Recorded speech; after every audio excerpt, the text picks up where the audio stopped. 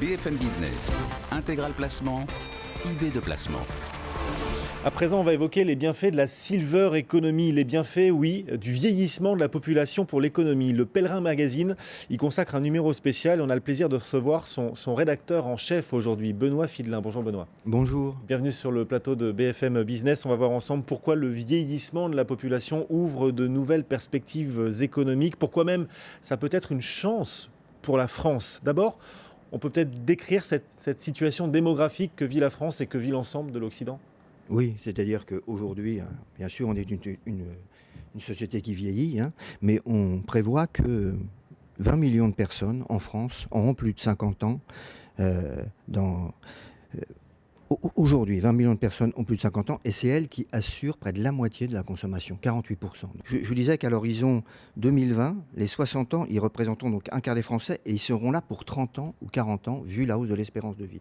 Donc on se dit soit c'est une charge, soit on se dit c'est une chance. Et puis il y a aussi autre chose.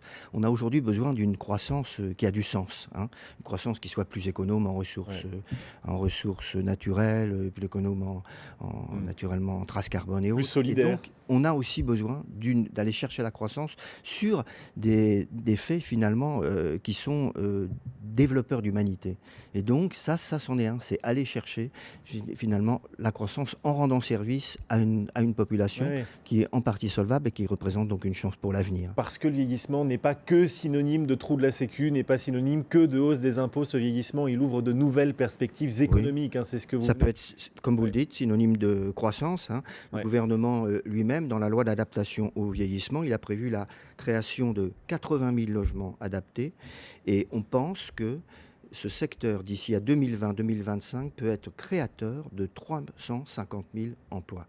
Les EHPAD, ça peut être un thème d'investissement. De plus en plus de SCPI exposés aux EHPAD se développent. Oui, ça se développe énormément et puis ça se développe tellement que en région parisienne, il y a une Silver Valley qui est née. On fait tout un reportage dans cette Silver Valley, c'est-à-dire un pôle de compétitivité sur toutes ces entreprises qui vont, au bon sens du terme, profiter du vieillissement de la population pour créer des emplois. Et je signale que c'est très intergénération parce que dans cette Silver Valley, les emplois ils sont créés et de nouvelles activités par des jeunes. Donc, voyez-vous, c'est très important. C'est de l'emploi que les vieux procurent pour les jeunes. C'est un très bon message de solidarité entre les générations. Et donc, il y a plus de 200 structures dans la Silver Valley, en Île-de-France, qui représentent déjà plusieurs milliers d'emplois. Et c'est appelé à se poursuivre. croître, bien sûr.